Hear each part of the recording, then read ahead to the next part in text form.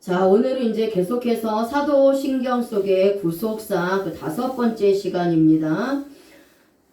자, 예수님께서 십자가에 못 박혀 죽으시고 장사된 지 사흘 만에 죽은 자 가운데서 다시 살아나셨습니다. 우리는 이것을 믿고 고백해야 합니다.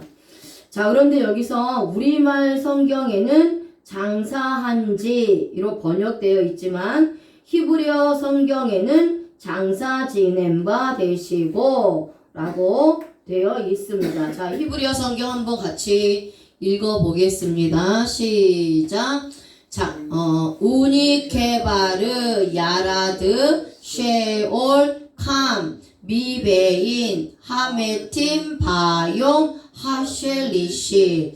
자, 우니케바르 장사 지낸 바 되시고 야라드 내려가 쉐올 완전한 죽음으로 캄 다시 살아나시고 미베인 사이에 하메팀 그 죽음 바용 만에 하쉘리시 사흘 이렇게 돼서 히브리어 성경에는 장사 지낸 바 되시고 라는 단어가 가장 먼저 나옵니다. 그러니까 예수님께서 장사 지내셨다는 것이 가장 중요하다라는 것인데요. 그렇다면 장사 지낸 바 되셨다라는 것은 어떤 의미인지 함께 알아보겠습니다. 자, 장사 지낸 바 되시고는 히브리어로는 카바드예요. 카바드. 묻히다, 장사되다, 매장되다, 매장하다 라는 뜻입니다. 자, 이 카바르는 토장 혹은 동굴이나 돌무덤에 앉지 않은 형식으로 모든 시대에 걸친 유대인들의 보편적인 관습이었습니다. 그래서 매장지는 일반적으로 가족 공용의 소유지였으며 그곳은 죽은 자들이 자기 열조에게로 돌아가는 것이었습니다. 그러니까 예수님께서 십자가에서 운명하시고 나서 예수님을 따랐던 자들이 예수님을 무덤에 장사 지내는데 고대 근동의 유대인들은 율법에 따라서 당일날 장사를 지냈습니다. 그래서 해가 넘어가기 전에 죽은 시체를 무덤에 장사 지내는 것이 수치를 주지 않는다고 생각했기 때문입니다. 자, 그래서 매장이 거부되는 것은 수치스러운 모욕이었고요. 그래서 원수라 할지라도 예의를 갖추어 해가 넘어가기 전에 당일에 시체를 묻어 주었습니다. 그러니까 시체를 해가 넘어가도 땅에 묻어두지 않았다는 것은 철천지 원수였을 경우에는 땅에 파묻어 주지 않았다라는 거죠. 그래서 이 문화적인 배경을 통해서 사무엘상 31장 8절에서 10절을 보면 그 이튿날 블레셋 사람들이 죽은 자를 벗기러 왔다가 사울과 그의 세 아들이 길보아 산에서 죽은 것을 보고 사울의 머리를 베고 그의 갑옷을 벗기고 자기들의 신당과 백성에게 알리기 위하여 그것을 블레셋 사람들의 땅 사방에 보내고 그의 갑옷은 아스드롯의 집에 두고 그의 시체는 벳산 성벽에 못 박음에. 아멘. 그래서 사울이 블레셋과의 전투에서 패하고 죽게 됩니다. 이때에 블레셋 사람들이 사울과 세 아들이 죽어 있는 것을 보고 사울의 머리를 베고 그의 갑옷을 벗기고 블레셋 사람들의 땅으로 보내게 됩니다. 그러고 나서 그의 시체는 벳산 성벽에 못 박아 걸어두었어요. 근데 블레셋 민족들이 죽은 사울을 무덤에 파묻어 주지 않은 것은 모욕을 주기 위함입니다. 그래서 길르앗 야베스 사람들이 밤을 새워 달려가서 사울의 시체를 가져다가 풀에 태워 장사를 지내게 된 것입니다. 더 이상 블레셋 민족들에게 모욕과 수치를 당하지 않도록 하려 했던 것입니다. 자, 그래서 이러한 문화적인 배경, 이러한 유대인들의 장례 문화를 배경으로 해서 예수님께서 금요일 저녁에 운명을 하셨는데 해가 넘어가기 전에 예수님을 이 무덤에 장사 지내었던 거예요. 왜냐하면 곧 있으면 안식일이기 때문에 이들은 서둘러야 했습니다. 안식일에 들어가면 어떠한 일도 할 수 없기 때문이죠. 자, 여기서 이 장사 지낸 바 여기서의 죽음은 1차적인 죽음을 의미합니다. 자, 그래서 1차적인 죽음은 뭐냐? 영과 육이 분리되는 죽음입니다. 그러니까 우리 보편적인 죽음을 말하고 있는 거예요. 그러니까 모든 사람들이 한 번은 죽습니다. 그쵸? 육신의 몸이 죽는다라는 거예요. 그래서 영과 육이 분리되는 죽음이 바로 이 1차적인 죽음입니다. 그래서 예수님께서 이 운명하셨다라는 것은 금요일 저녁에 운명하셨다라는 것은 육과 영이 분리되는 죽음을 의미하고 있는 거예요. 그리고 장사 지내마 되었다라는 이 카바드 동사가 이게 이제 문법으로 니팔 단순 수동을 사용을 합니다. 자, 니팔 단순 수동은 이렇게 장사 지내게 된 것이 하나님의 뜻에 의해서 지내게 되었다라는 거예요. 그러니까 사람들에 의하여 이루어지고 있지만 실제로는 하나님의 허락이 없이는 불가능한 일이라는 거죠. 그래서 하나님께서는 예수님이 장사될 것까지도 이미 예언을 하셨습니다. 그 말씀이 이사야서 53장 9절에 있습니다. 이사야서 53장 9절에 있는데요. 자, 그는 강포를 행하지 아니하였고 그의 입에 거짓이 없었으나 그의 무덤이 악인들과 함께 있었으며 그가 죽은 후에 부자가 함께 있었도다. 아멘. 자, 이렇게 이사야 선지자를 통하여 예수님이 십자가에서 죽으시고 부자와 함께 있었다고 예언되어 있습니다. 그리고 이 예언은 예수님이 십자가에 죽으신 후에 부자의 묘실에 들어간 것으로 성취되었습니다. 자, 여기서의 부자는 예수님에게 무덤을 내어준 아리마대 요셉을 말합니다. 말씀 한번 찾아보겠습니다. 마태복음 27장 57절에서 60절입니다. 마태복음 27장 57절에서 60절 말씀 한번 보겠습니다.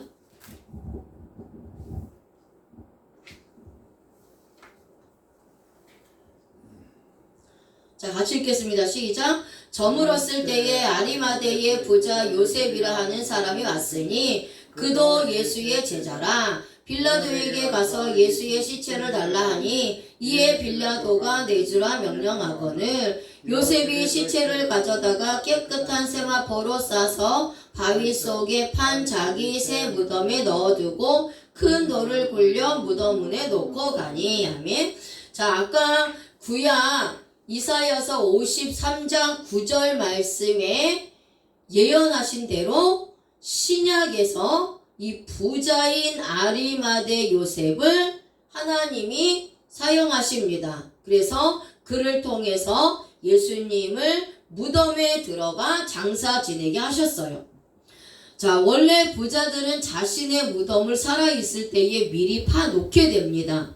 이스라엘 땅은 석회암으로 되어 있기 때문에 죽고 난 당일에 땅을 파기란 쉽지가 않습니다. 그래서 부자들은 미리 자신이 들어갈 무덤을 파놓고 그곳에 가족 묘도 만들게 됩니다. 그래야만이 당일에 해가 지기 전에 자신의 장례를 치를 수 있기 때문이죠.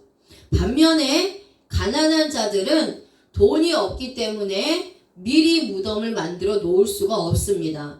그래서 당일에 빨리 시체를 묻어야 하니까 조금밖에 땅을 파지 못하게 됩니다. 이것이 누가복음 11장 44절에 나온 평토장한 무덤이에요. 평토장한 무덤.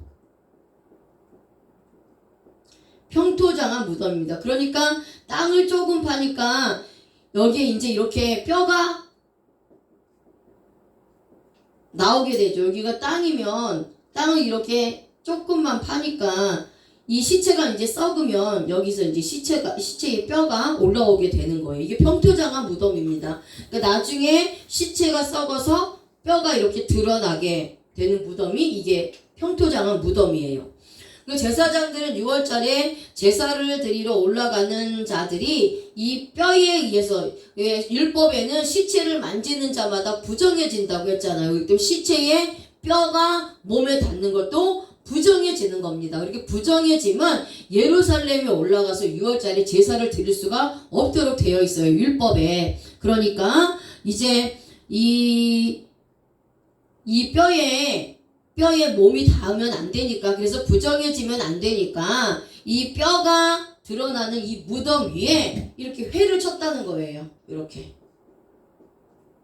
회를 쳤다는 겁니다. 그래서 회를 쳐서 여기는 시체에 뼈가 있으니까 조심하라, 닿으면 안 되는구나 해서 경고성의 메시지를 남겼다라는 거예요.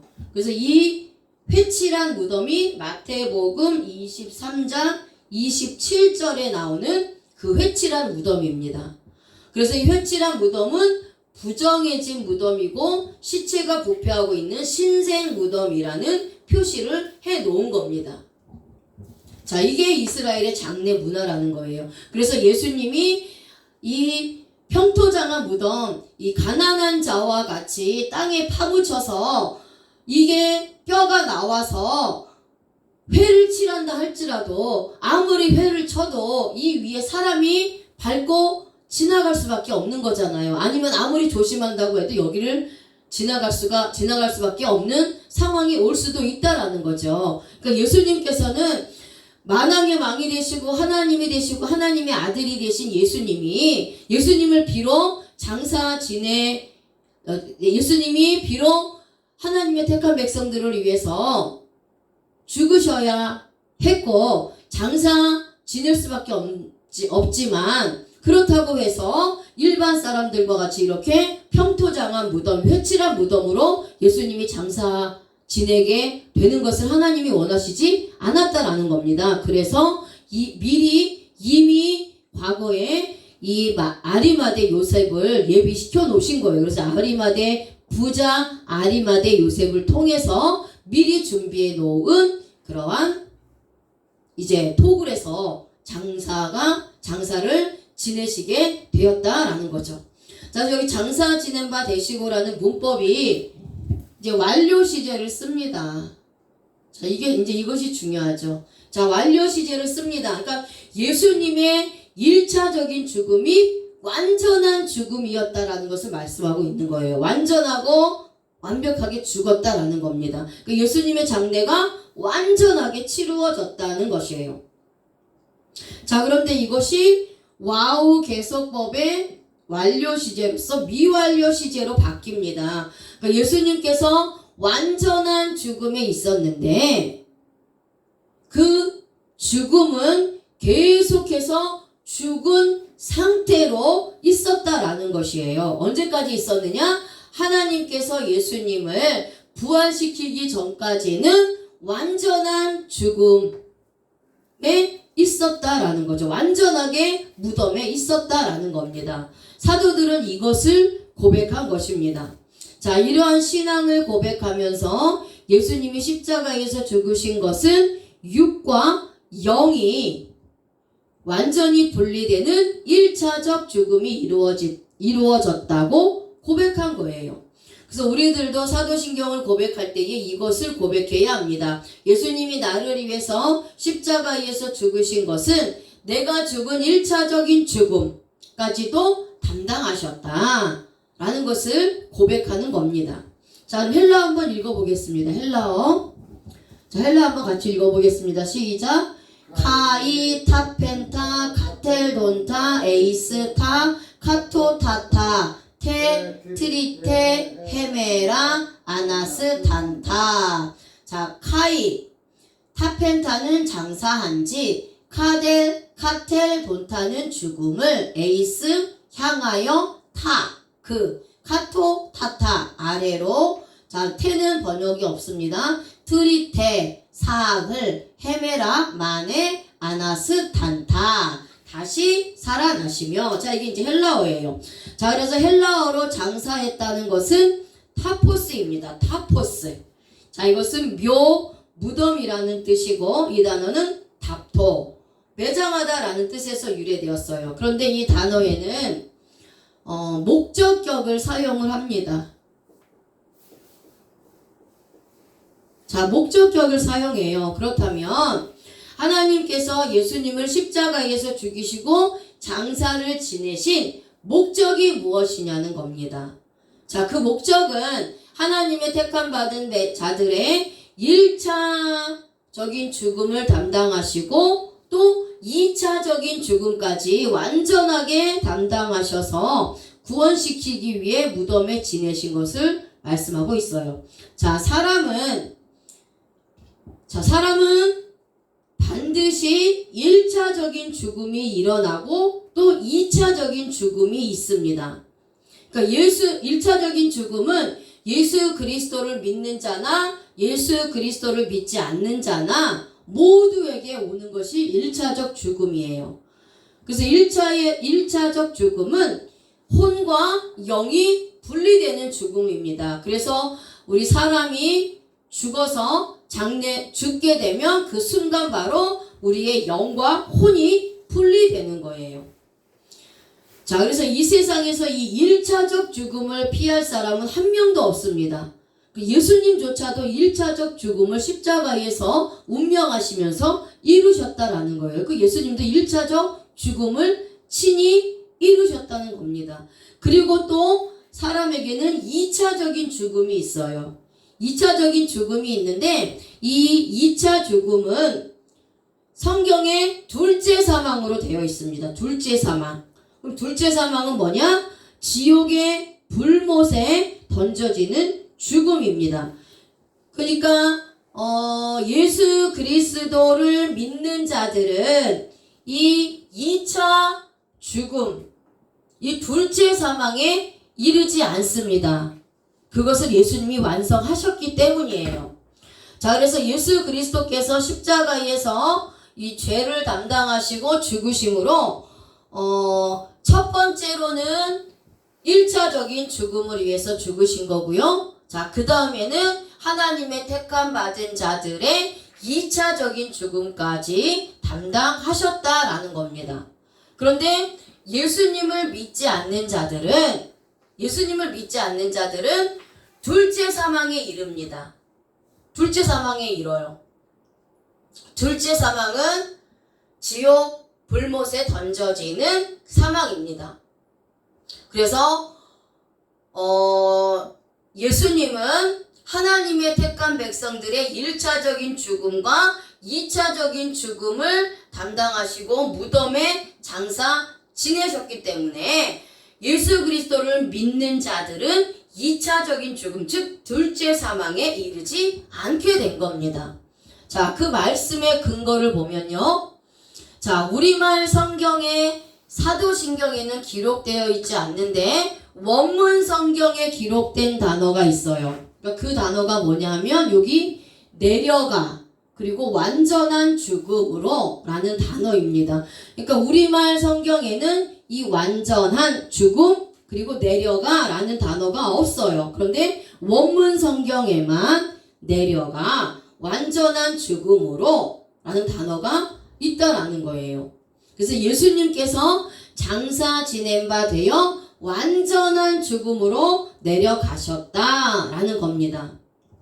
현재 기독교에서 의견이 분분한 대목이 바로 이 대목이에요.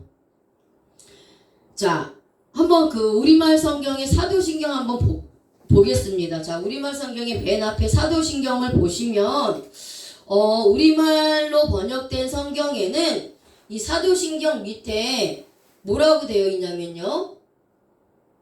장사 되시어 지옥에 내려가신 지가 공인된 원문에는 있으나 대다수의 본문에는 없다.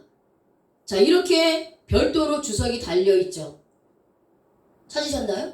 네, 그쵸. 우리말 성경에, 우리말로 번역된 사도신경에는 이 밑에 장사 되시어 지옥에 내려가신 지가 공인된 원문에는 있으나 대다수의 본문에는 없다. 이렇게 이제 주석만 달아놨단 말이에요. 그러니까 이 주석 때문에 현재 기독교에서는 예수님이 지옥에 내려가셔서 죽은 자들에게 전도하셔서 그들을 구원하셨다고 말하고 있는 거예요. 그런데 이것은 이 단어를 알지 못하고 또 오해했기 때문에 잘못 해석되어진 경우라는 겁니다. 원문에는 지옥에 내려가셨다고 기록된 것이 아니라 완전한 죽음으로 내려가셨다 이렇게 기록이 되어 있다란 말이에요. 자, 그러면 완전한 죽음으로 내려가셨다라는 것은 어떠한 의미냐? 먼저 내려가라는 히브리어가 야라드예요. 야라드.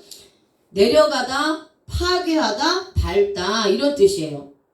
그러니까 만약에 예수님께서 우리가 상식적으로 생각을 해도 만약에 예수님께서 지옥에 내려가셔서 전도를 했다면 그렇다면 우리가 이 세상을 살면서 죽기 전에 예수님을 믿으라고 전도할 필요도 없고 나 또한 이 세상에 살면서 예수님을 믿을 이유도 없고 필요도 없어요. 그냥 이 세상에서 즐길 만큼 다 즐기고 그렇게 죽어서 지옥 가면 그 지옥의 불구덩이에서 그 엄청난 고통을 당하는데 예수님 믿지 않는 사람이 어디 있겠습니까? 그쵸? 그러면 이 세상에 살아가는 동안 예수님을 믿어야 한다고 전도할 필요도 없고 또 나 또한 이 세상에서 살면서 예수님을 믿을 필요가 없다라는 거예요. 어차피 지옥 가면 예수님 믿을 텐데.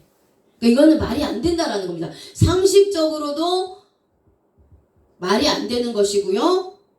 원어적으로도 원문 성경으로 봤을 때도 이것은 절대로 말이 되지 않는 해석이라는 거죠.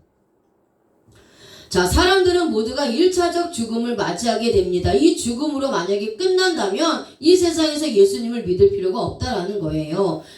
왜냐하면 2차적 죽음이 없기 때문입니다. 그러나 성경은 2차적인 죽음이 있다고 말씀하고 있어요. 그러니까 완전한 죽음으로 내려가셨다는 것은 예수님께서 2차적인 죽음까지도 담당하셨다라는 거예요.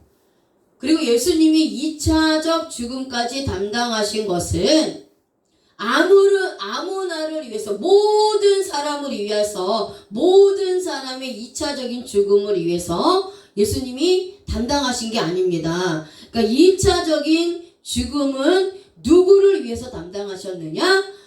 하나님의 택함 받은 백성들을 위해서만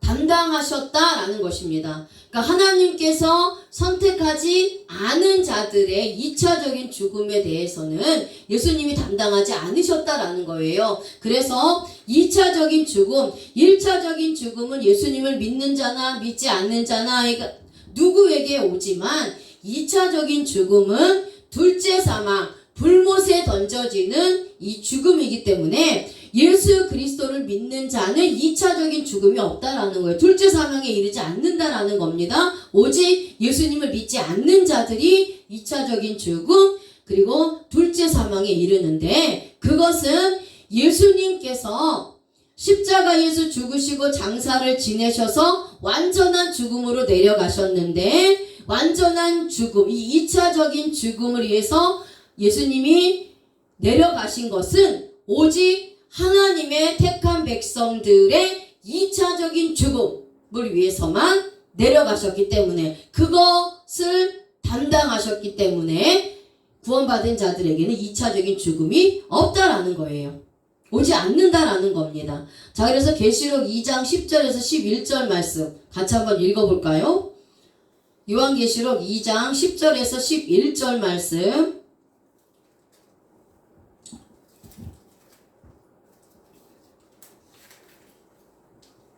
자, 같이 한번 읽겠습니다. 시작. 너는 장차 받을 고난을 두려워하지 말라. 볼지어다 마귀가 장차 너희 가운데에서 몇 사람을 옥에 던져 시험을 받게 하리니 너희가 10일 동안 환난을 받으리라. 내가 죽도록 충성하라. 그리하면 내가 생명의 관을 내게 주리라. 귀 있는 자는 성령이 교회들에게 하시는 말씀을 들을지어다. 이기는 자는 둘째 사망의 해를 받지 아니하리라. 아멘. 자, 예수님께서 서머나 교회의 환난을 이겨내고 고난을 두려워하지 말라고 말씀을 하시면서 이런 환난 속에서도 죽도록 충성하는 자들에게는 생명의 면류관을 주시겠다라고 말씀합니다.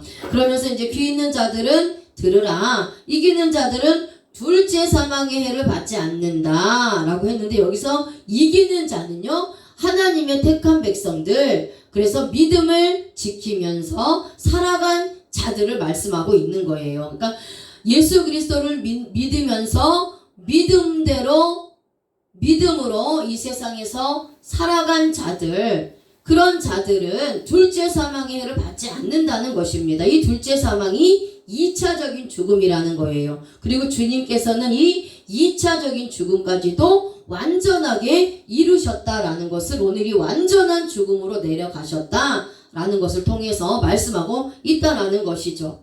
자, 그 다음에 이제 계시록 20장 14절에서 15절 말씀 한번 보겠습니다. 계시록 20장 14절에서 15절 말씀.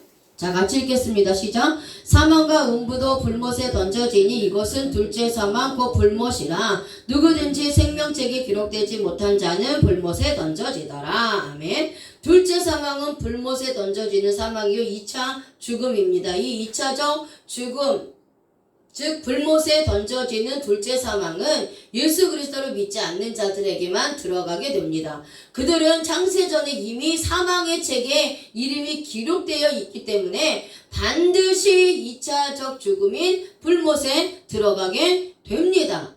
하지만 생명책에 이름이 기록된 자들, 하나님의 택한 자들, 예수님 믿고 구원받은 자들은 주님이 그들의 2차적 죽음까지 담당하셨기 때문에 2차 죽음인 불못에 던져지지 않는다라는 겁니다. 사도들은 이것을 깨달았다라는 거예요. 그래서 자신들의 1차적 죽음과 2차적 죽음까지도 완벽하게 이루신 예수 그리스도를 깨닫고 자신들은 영원한 불못에 던져지지 않는다는 것을 믿음으로 고백한 것입니다.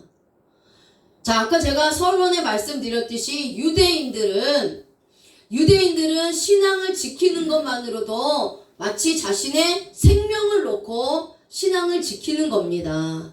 그렇기 때문에 그들에게는 확실하고 확고한 이러한 믿음의 고백을 통해서 이 구원에 대한 확신이 있었기 때문에 그러한 상황, 생명을 내어놓고 예수 그리스도를 믿어야 하는 그러한 상황 가운데서도 이 믿음을 지켜낼 수 있었다라는 거예요. 그래서 사도들이 그리스도인들, 유대인이면서 예수님을 믿는 그리스도인들, 이방인이면서 예수 그리스도를 믿는 자들에게 그들에게 이 죽음 후에 불못에 던져지지 않는 이러한 은혜를 우리가 얻었다는 것을 계속해서 믿음으로 고백하게 함으로 인하여서 믿음을 지켜 나갔다라는 거예요. 그래서 우리들이 사도신경을 고백할 때 영원히 죽는 2차적인 죽음, 둘째 사망, 불못에 던져지는 이 둘째 사망, 2차 죽음이 나에게는 영향을 주지 못한다라는 것을 고백하는 겁니다. 이것을 계속해서 고백을 함으로 인하여서 믿음이 더욱 굳건해지고 믿음을 지키면서 우리가 살아갈 수 있다라는 거죠. 자, 원문에만 기록되어 있는 또 다른 단어가 아까 완전한 죽음으로라는 단어예요. 자, 내려가라는 단어와 마찬가지로 이 완전한 죽음으로라는 단어를 통해서도 우리가 더 확실하게 그 2차 죽음에 대해서 알 수 있다라는 겁니다. 완전한 죽음으로라는 단어는 히브리어로 쉐올이에요. 죽은 자의 거처, 음부라는 뜻입니다. 이 단어는 샤알, 묻다, 구하다, 요구하다, 간청하다라는 뜻입니다.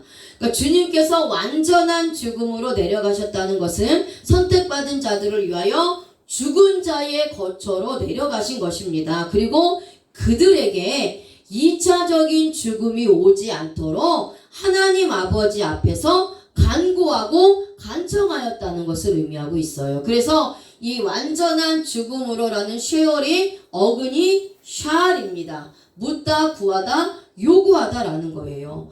예수님께서 완전한 죽음으로 내려가셔서 그 죽은 자의 거처로 내려가셔서 2차적인 죽음이 오지 않도록 하나님 아버지 앞에 간구하고 간청했다라는 거예요. 2차적인 죽음까지도 주님께서 모두 담당하시고 영원한 죽음에 있던 하나님의 선택하신 자들을 이 사망의 자리에서 생명의 자리로 옮겨달라고 하나님께 요구하고 부탁하신 것을 의미하고 있습니다. 자, 요나서를 통하여 우리가 한번 보겠습니다. 요나서 2장 1절에서 2절 말씀 한번 볼까요?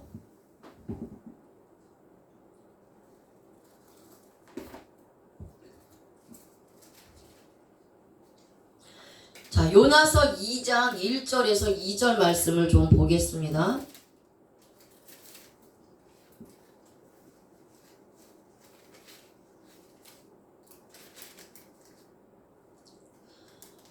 자, 같이 읽겠습니다. 시작. 요나가 물고기 뱃속에서 2장 1절에서 2절.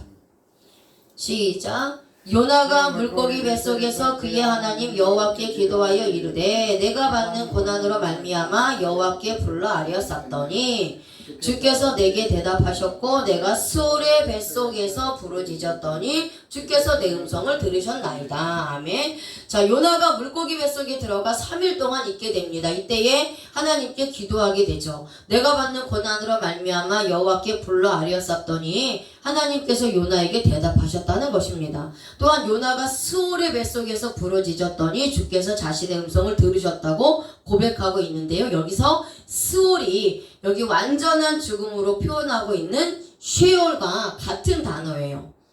자, 요나는 예수 그리스도의 그림자입니다. 요나가 3일 밤낮으로 물고기 뱃속에 있었던 것을 예수님 자신에게 비유하여서 말씀하고 있기 때문입니다. 자, 마태복음 12장 39절에서 40절.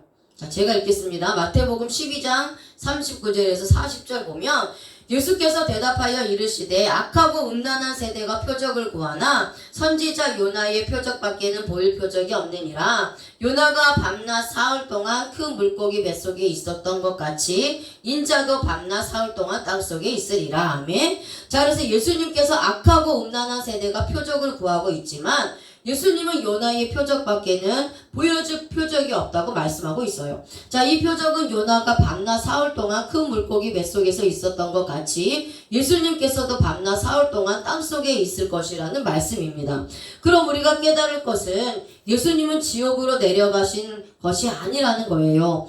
요나가 물고기 뱃속에서 3일 밤낮을 하나님께 간구한 것처럼 예수님께서도 선택받은 백성들이 2차적인 죽음에 이르지 않도록 하나님 아버지께 간구한 것을 말씀하고 있습니다. 자, 그래서 여기서 또 내려가다라는 단어. 요 내려가라는 단어의 헬라어가 카테르코마이입니다. 카테르코마이. 내려오다, 내려가다, 어디에 도착하다라는 뜻이에요. 자, 불못에 뜻입니다. 자, 예수님께서는 완전한 죽음으로 내려가셨다는 것을 말씀하고 있어요. 예수님이 완전히 죽지 않으면 부활도 없습니다. 자, 그런데 이 단어는 과거 시제를 써요.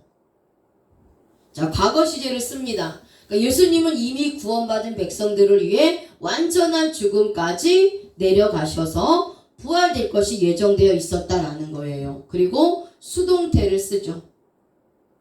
자, 수동태를 씁니다. 예수님은 스스로 완전한 죽음까지 내려가신 것이 아니라 하나님의 계획에 의하여 완전한 죽음까지 내려가셨다가 완전하게 부활하셨다라는 거예요.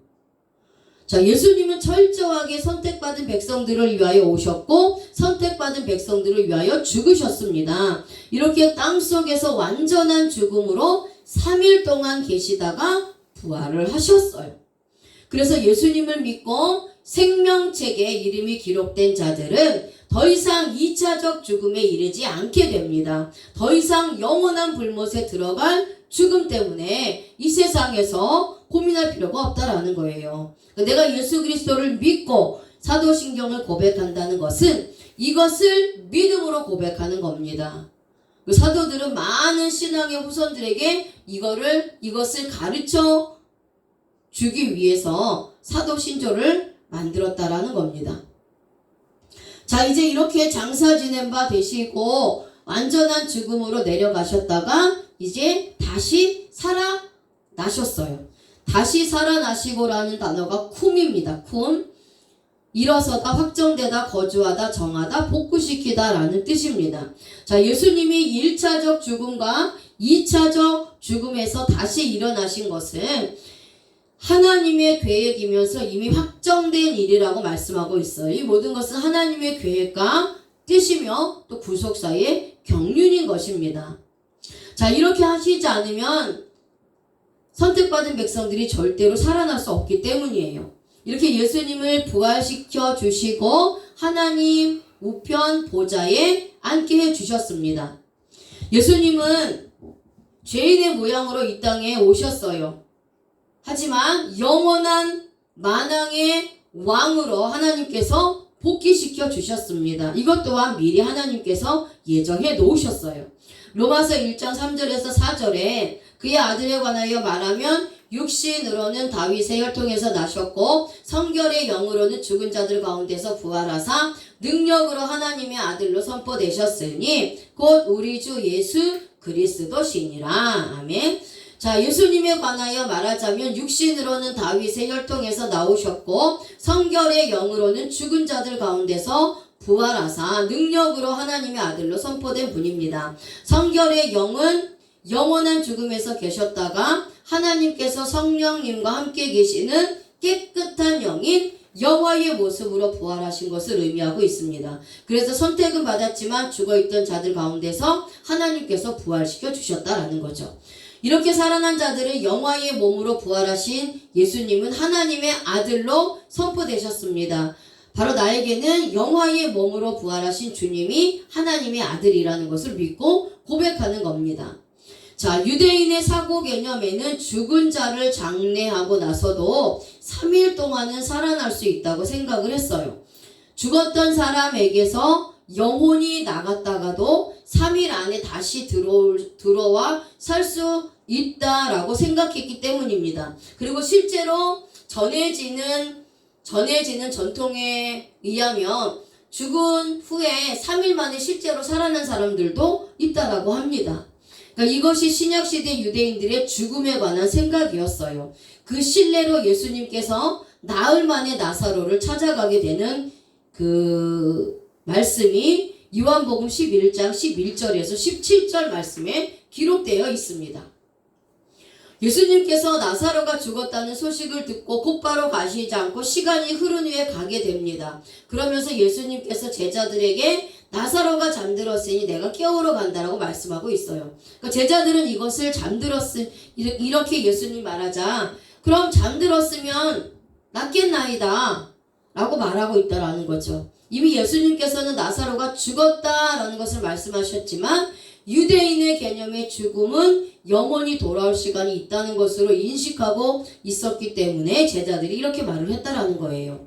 그러나 예수님이 나사로에게 와보니 이미 나흘이라고 말씀하고 있습니다. 자, 그럼 왜 성경은 이렇게 정확하게 나흘이라고 표현이 되어 있을까요? 자, 유대인들은 3일 동안에는 얼마든지 죽었던 자에게 영혼이 돌아와서 살아날 수 있다고 생각을 했습니다. 자, 그렇다면 예수님께서도 3일 만에 오셔서 나사로를 고쳐주시면 많은 유대인들은 얼마든지 살 수 있었던 사람을 살려주셨다고 생각할 수가 있다라는 거죠. 나사로는 죽어 있었던 것이 아니라 잠시 잠을 자고 있었던 것을 거짓으로 살렸다고 말할 수가 있다라는 거예요. 그래서 예수님은 나흘째에 나사로에게 갔던 것입니다. 나흘째가 되면 죽었던 자들이 절대 살아날 수 없다고 유대인들은 생각했기 때문입니다. 예수님은 이렇게 완전한 죽음에 있던 나사로를 살려주셨어요. 그러니까 사도들은 왜 예수님이 스올로 내려가셨다고 고백을 하느냐? 스올은 죽은 자의 거처라는 뜻이 있습니다. 완전히 죽은 자들이 있는 곳이 스올이에요. 그러니 스올로 내려가셨다는 것은 예수님이 완전히 죽으셨다는 것입니다. 유대인들은 3일 만에 예수님이 부활한 것을 인정하지 않을 수도 있어요. 왜냐하면 유대인의 그 개념에 대해서 제가 이제 나사로를 통해서 말씀을 드렸잖아요. 그러니까 3일 만에 예수님이 부활한 것을 인정하지 않을 수도 있다라는 겁니다. 얼마든지 살아날 수 있는 상태에서 살아났다고 생각할 수도 있다라는 거예요. 잠시 잠을 자다가 다시 살아난 것을 가지고 부활했다고 예수님을 믿는 자들에게 말할 수 있다라고 생각할 수 있다라는 거죠. 그래서 예수님의 제자들은 이것이 절대 아니다. 이것을 말하기 위해서 예수님은 완전한 죽음으로 내려가셔서 완전히 죽으셨고 이곳에서 하나님이 부활시켜 주셨다는 것을 신앙으로 고백하고 있는 것입니다. 어느 누구든지 예수님의 죽음에 토를 달지 못하도록 하기 위해서 쉐월, 죽은 자의 거처인 쉐월, 스월에까지 완전히 내려가셨다가 다시 완전하게 부활되셨다 라고 고백하고 있는 거예요. 그러니까 우리도 이렇게 사도신경을 고백하면 조금의 의심도 없이 완전한 죽음에서 완전히 부활하신 예수 그리스도를 고백하는 것입니다. 예수님은 나의 1차적 죽음과 2차적 죽음을 몸소 담당하신 분이십니다. 그래서 나에게 영원한 죽음이 임하지 않도록 하나님께 간구하신 분입니다. 이런 예수님을 믿으면 나에게는 절대 죽음이 임하지 못하는 것입니다. 사탄의 흑암의 권세가 아무리 강할지라도 예수님께서 사망의 모든 짐을 담당하셨기 때문에 나에게는 영원한 죽음이 임하지 못하게 되는 것입니다. 아멘. 하나님 아버지 감사합니다. 오늘 아버지 하나님 이제